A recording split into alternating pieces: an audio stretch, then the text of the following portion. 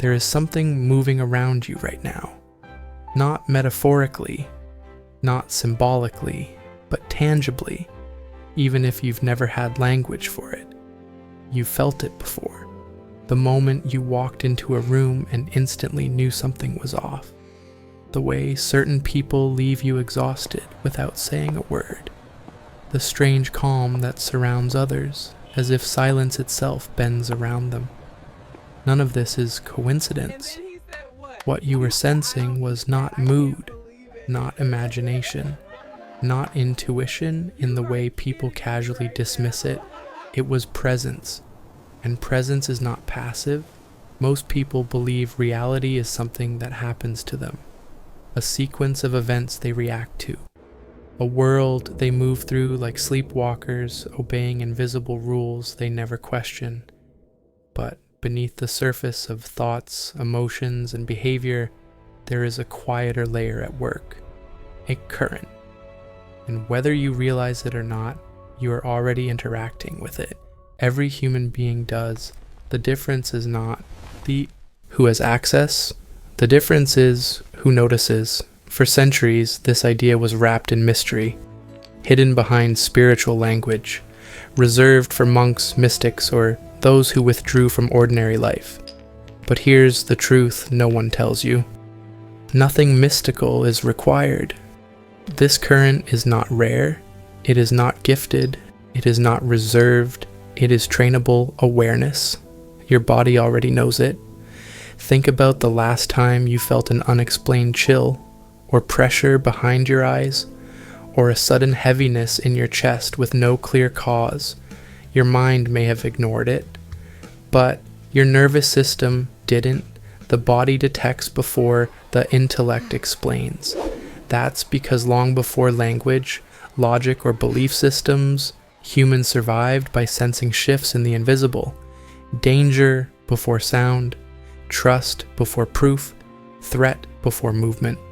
Modern life taught you to suppress this, to stay in your head, to dismiss sensation unless it can be measured, to ignore anything that doesn't arrive with a label. But suppression is not deletion.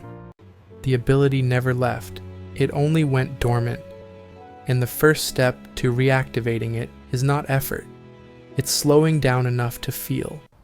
Right now, your awareness is scattered, pulled outward, fragmented, split between screens, memories, worries, and expectations. That fragmentation weakens your internal signal.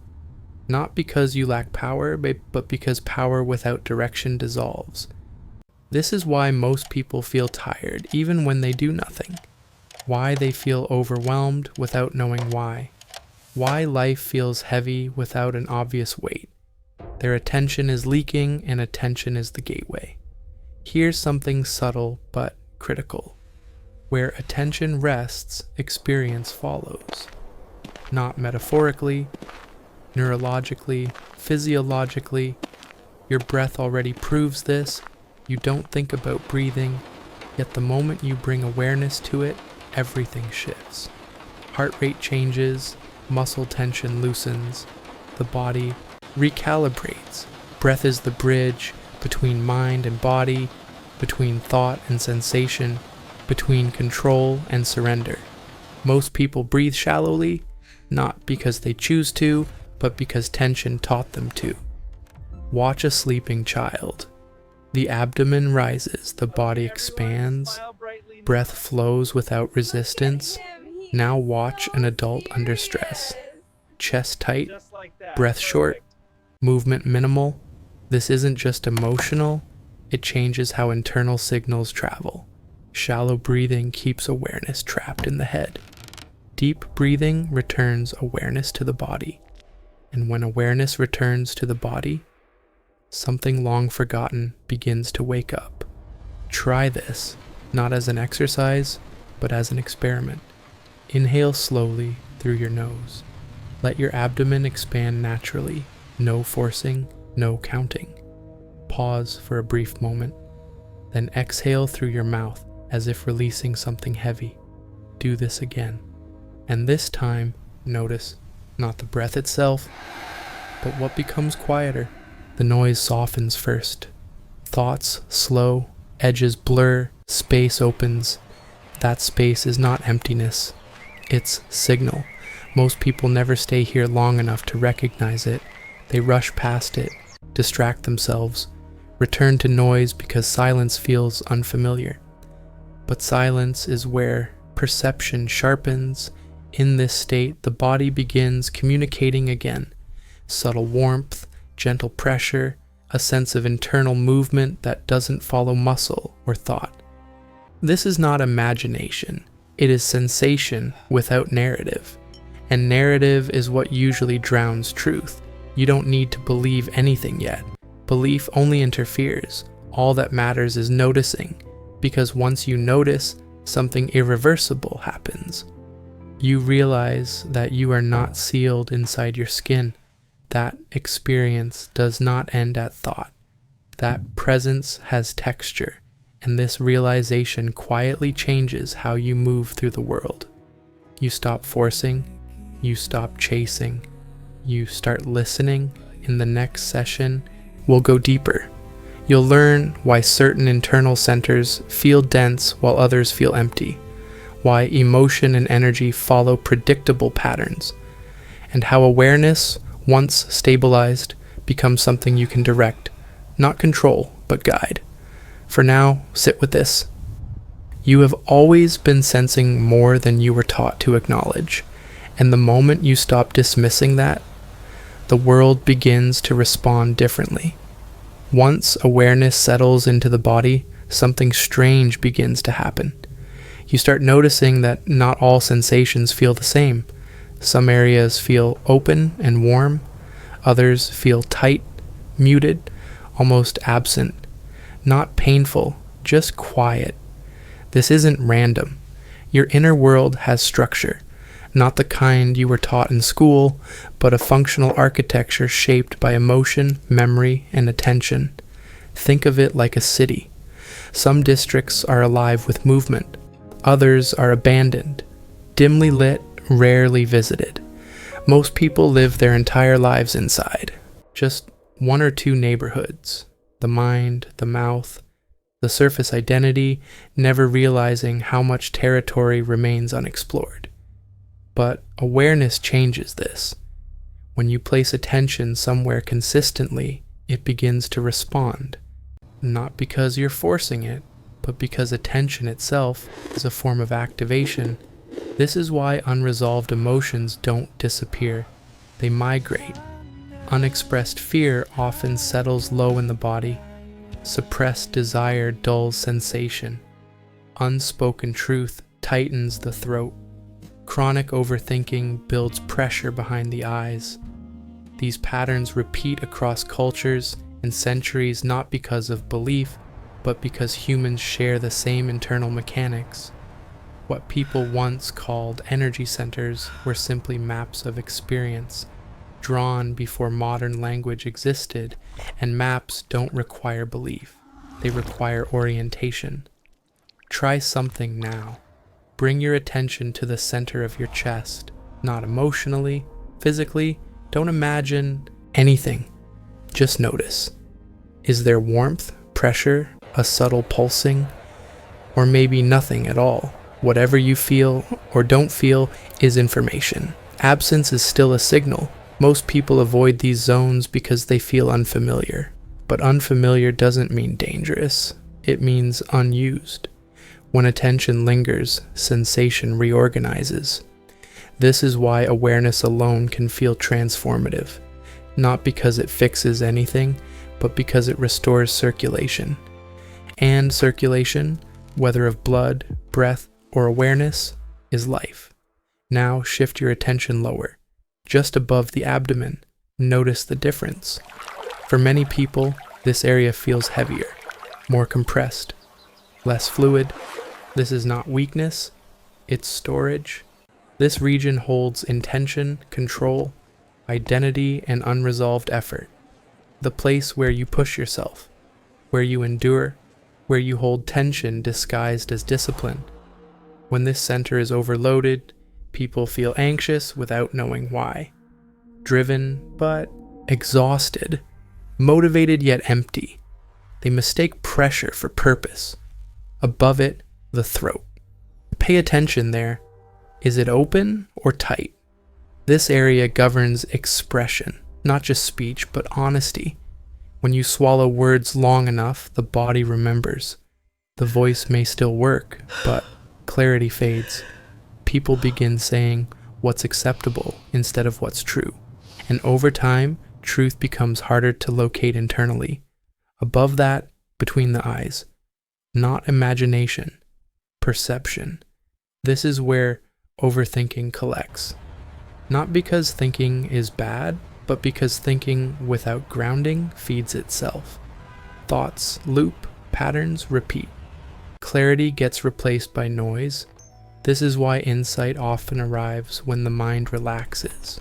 In the shower, on a walk, just before sleep. Awareness reorganizes when effort releases. Here's the key realization most never reach. These areas are not symbolic. They are functional. They activate or dull based on how you live, your habits shape, your inner landscape. Your attention maintains it. And when attention begins moving consciously, something remarkable happens. Internal pathways reopen.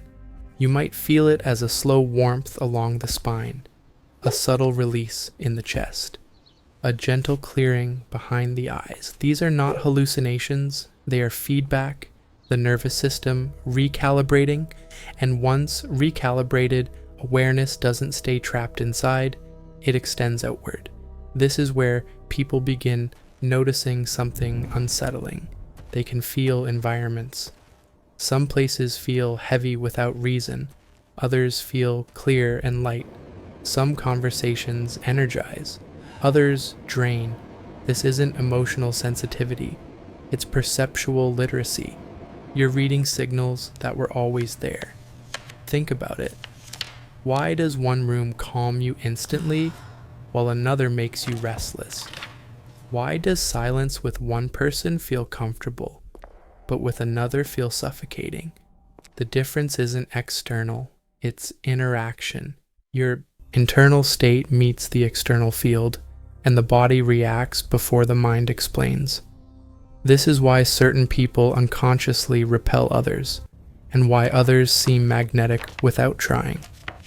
Presence broadcasts, not in words, but in coherence. When internal systems are fragmented, presence feels noisy. When aligned, it feels calm. People trust calm instinctively. This is also why forced confidence feels hollow. It's loud without resonance. True steadiness is quiet, and quiet carries farther. Now imagine what happens when awareness becomes stable, when attention no longer leaks constantly, when internal tension softens instead of accumulates. You stop reacting automatically. You pause before responding. You feel before speaking. You sense when to engage and when to step back. This isn't withdrawal, it's discernment. Most people exhaust themselves trying to be everywhere emotionally. You don't need to. Once awareness integrates, boundaries form. Naturally, not walls, filters. You don't absorb everything. You don't fight everything. You choose, and choice is power. In the final session, we'll take this further. You'll learn how attention doesn't just sense, it shapes. How intention organizes experience, how internal alignment changes external outcomes, and why mastery is not domination, but precision. If this perspective resonates with you, if you feel something subtle unlocking as you listen, subscribe. Because session 3 completes the circuit, and once you see the full pattern, you'll never experience yourself or the world the same way again. At a certain point, awareness stops feeling passive. You notice that simply observing is no longer the end of the process. Something else begins to emerge. Direction. This is where most people misunderstand what's happening. They think influence requires effort. That change demands struggle. that control means pushing harder, but force is not the same as pressure. Pressure exhausts, force organizes, and the difference lies in intention. You've already experienced this without realizing it. Think about the last time you placed your hand on a part of your body that hurt. You didn't calculate, you didn't analyze, you knew where to place it. That knowing didn't come from logic, it came from alignment. Attention moved first, the body followed. This principle applies everywhere. Where attention settles consistently, systems reorganize around it. Not instantly, not dramatically, but inevitably. Most people scatter their attention across fear, comparison, regret, and anticipation. Their internal field becomes chaotic, and chaos leaks outward. They react instead of respond. They absorb instead of filter. They feel at the mercy of moods, environments, and other people's emotions. But once awareness stabilizes, once attention stops leaking, intention begins to condense. And condensed intention behaves differently. Try this now. Bring attention to your hands. Not visually, internally. You may feel warmth or pressure or a subtle density. Now imagine that sensation becoming slightly more defined. Not brighter, not dramatic, just present. Notice how effort is unnecessary. This is not visualization in the fantasy sense. It's amplification of sensation that already exists. This is how influence begins, not through imagination, but through clarity. The same applies internally. When you focus on an emotional state without resistance, without labeling it good or bad, it loses chaos. Fear observed becomes information. Anger observed becomes energy. Sadness observed becomes weight that can move. Suppression freezes energy. Awareness mobilizes it. This is the difference between people who implode under pressure and those who become sharper. They're not stronger. They're clearer. Here's something crucial most never learn.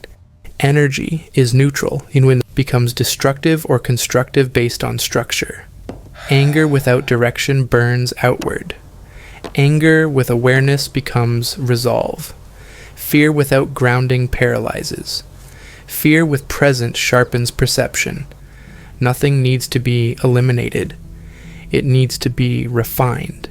This is what ancient traditions meant by transformation, not moral purification, but functional reorganization. Think of fire. Uncontained, it destroys. Contained, it forges. Your internal states work the same way. Now extend this understanding outward. Every environment carries momentum. Every interaction has tone. Every space has residue. You don't need to fight this. You influence it by how you enter it. When your attention is scattered, you absorb the room. When your attention is centered, the room adjusts to you. Not mystically, nervously. Humans synchronize subconsciously. Breathing patterns align. Posture mirrors. Speech cadence adapts. This is why calm presence changes conversations without words. Why one person can settle a group simply by arriving. Why chaos dissolves around someone who doesn't react to it. They're not dominating, they're coherent, and coherence spreads. This is also why protection is not about shields or barriers. True protection is stability. When your internal field is ordered, dissonance has nothing to attach to. You stop taking things personally. You stop absorbing what isn't yours. You stop mistaking noise for signal. Grounding becomes natural. Walking slows. Breathing deepens. Decisions feel cleaner. And perhaps most importantly, you stop forcing outcomes. You act when action is necessary. You wait when waiting is intelligent. This is mastery without tension. Now here's the final piece. Everything you experience begins as orientation, not thought, not emotion. Orientation, how you face the world. Two people can experience the same event and live in different realities afterward. The difference is not intelligence, not resilience. It's alignment. When internal systems are aligned, intention carries weight, not because you manifest in some abstract way, but because your actions become precise. You say less, but mean more. You move less, but affect more. You choose carefully instead of compulsively. Life responds to clarity. Confusion invites friction. Clarity invites flow. This is why the quietest people often shape the strongest outcomes. They don't announce themselves. They don't chase attention. They hold it. And attention, when held steadily, becomes force. Not force that pushes, force that pulls reality into order. Nothing about this requires belief, only practice, only noticing, only consistency. The world has always been responsive. You were just taught to look in the wrong direction. Now that you've seen the pattern, from awareness to structure to intention, the responsibility shifts. Not to change Section everything 4. at once, Realizing but to it stop was living always there. unconsciously. Because once you recognize how attention shapes experience, there's no such thing as accidental living anymore.